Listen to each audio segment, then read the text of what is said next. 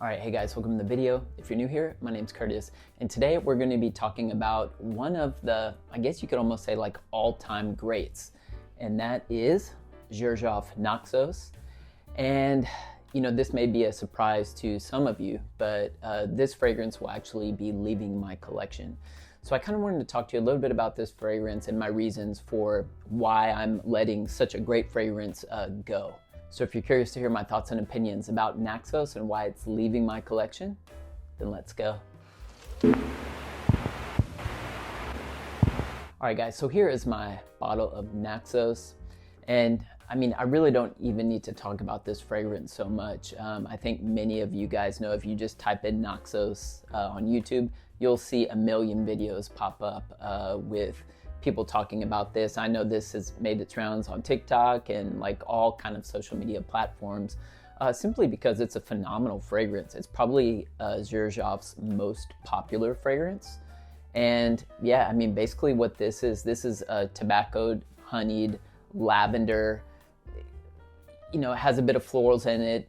It has a slight sweetness, kind of ambery vibe to it. And for me, like this fragrance, the lavender is done so well. And that lavender is really kind of warmed up nicely by some kind of sweeter ambery notes. And so where this fragrance kind of pushes in the direction for me is kind of like an ambery fougere. That's the way that this kind of fragrance wears to me off my skin. You may or may not agree with that, that it is an ambery fougere. But for me, that's just the wearing experience that I get. But I actually really enjoy the wearing experience of this. So you may ask, well, Curtis, if you enjoy the scent and the wearing experience, why are you getting rid of it? And this is a good question. A few different reasons why I'm getting rid of this fragrance. One of the reasons is I just don't reach for it anymore. I think when you start to, accumulate like a large number of fragrances, and at least this has been the case for me, it's like when I want to go for a certain vibe, then even though I love the smell of Naxos, I'll tend to reach for something else. And I haven't worn Naxos in over a year. I mean, a year and a half, maybe 2 years. Like, I have not worn this fragrance in a very long time. Now, I do take the cap off and smell the bottle. I love to smell the bottle. But yeah, it just hasn't been one that I've been like, God, I really want to wear Naxos today. Or, like as before I'm gonna go out, open my kind of cabinet, my cooler, and I'm like, wow, yeah, Naxos, I'm wearing this. I just haven't had those feelings anymore. And it's not that like, I never thought that Naxos would be one of those fragrances that I would say goodbye to. I thought it was always going to be one that I would have in my collection because simply it is a phenomenal fragrance. But yeah, so that's one reason I don't reach for it. Reason number two is, as you guys know, I live here in Japan, and to mitigate the massive temperature fluctuations that we have inside the house because there's no central heating or air conditioning, I keep all my fragrances in kind of chilled, powered wine coolers. And, Naxos is quite a big bottle. And considering that I don't reach for it that much, I don't reach for it, period, it just takes up space. And, it's kind of a waste of space. And I am acquiring new fragrances because I enjoy discovery and I enjoy, exploring. And I've had some amazing discoveries just this year alone, and so yeah, I mean, it's kind of it's a space issue for me, and so that's part of the reason. And it's not just Naxos. There's other fragrances that I've gotten rid of already, and there's more that I'm getting rid of. But so it's not just Naxos, but yeah, Naxos does take up a lot of space, and so yeah, it is going to be leaving very soon. So another reason is and I don't want this to come off snobby in any way, but I think there's a certain part of this fragrance hobby that I really enjoy, like the exclusivity of some fragrances, and not having them be so popular kind of in the mainstream. And again, I don't want this to come off like kind of snobby, because that's not it. But I think, you know, you may also feel this way. Like there are certain things, you know, when something's exclusive, it makes it feel special and a bit more personal to yourself. And, you know, a lot of people are wearing Naxos these days. Granted, the people that are wearing fragrance is still probably the minority, but a lot of people are wearing Naxos. And I think there's that aspect of it too that kind of almost like diminishes the love for it in my eyes. Granted, I still understand that's a phenomenal smelling fragrance, but that lack of kind of exclusivity that it once had has just really kind of, you know, I think that's one of the reasons why I just haven't reached for it, because, and even being in here in Japan, I know that hardly anybody's wearing this fragrance, but it's still, you know, I don't know, seeing it online as much as it is, in as much as it has been online, is something that, I don't know, I can't really put my finger on it, but it's something that's not clicking with me, something that's just not resonating with me anymore.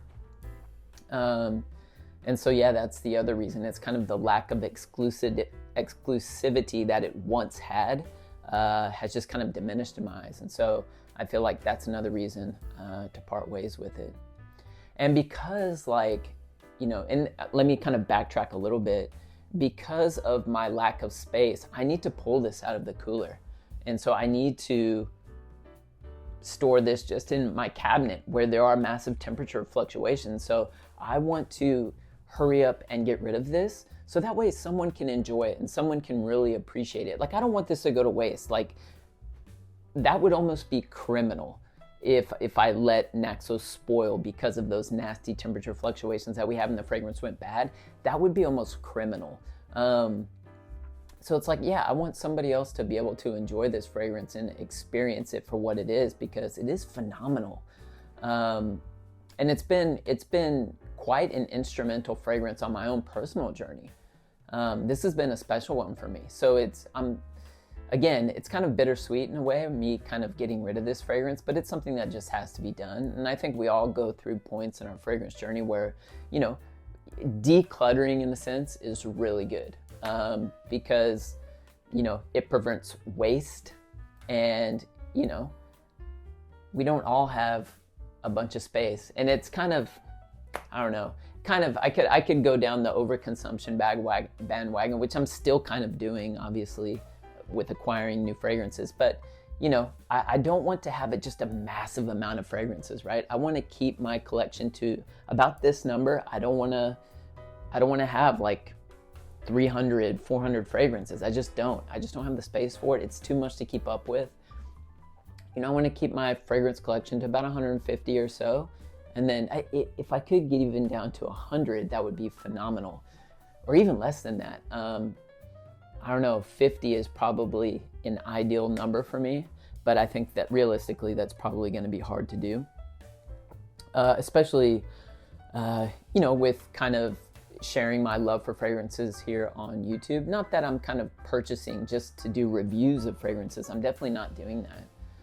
But I would say because I am sharing a bit more about my life with fragrances, I do make more. I feel like I've purchased more these days than I used to before I was making videos. And again, it's not I'm not purchasing, I'm going to buy, you know, the Bleu de Chanel less exclusive just so I can review it. No, like, I'm not the biggest Bleu de Chanel fan anyway. So yeah, obviously I haven't even smelled it. Like, I have no interest in smelling that fragrance personally. I'm sure some of you may love it. I just have no interest in it. To each his own, right? That's what's beautiful about this game. We all have our own preferences and interests. No one's right, no one's wrong. But yeah, I mean, those are kind of my reasons for getting rid of this beauty right here. And I know this has gone through a few different reformulations, but man, I feel like the lavender in here is so good. Now, I'm a huge fan of lavender. But just combined with that kind of ambery sweetness that you get in here is gorgeous. It really, really is. So, you know, I'm really hoping that I can kind of take this one off my hands soon. And so that way someone can really get this into their collection and appreciate and enjoy it, because it really is a divine, beautiful fragrance, but just one that just doesn't have a place in my collection anymore. All right, guys, so that's all I have for you for today. Don't forget to like and subscribe if you enjoyed today's content, and let me know, what are your thoughts about your own fragrance collection? Do you have any of those fragrances that you thought you would never get rid of and that you eventually got rid of? I would love to hear your stories. Well, I hope you guys are staying healthy and well, and I'll see you in the next video.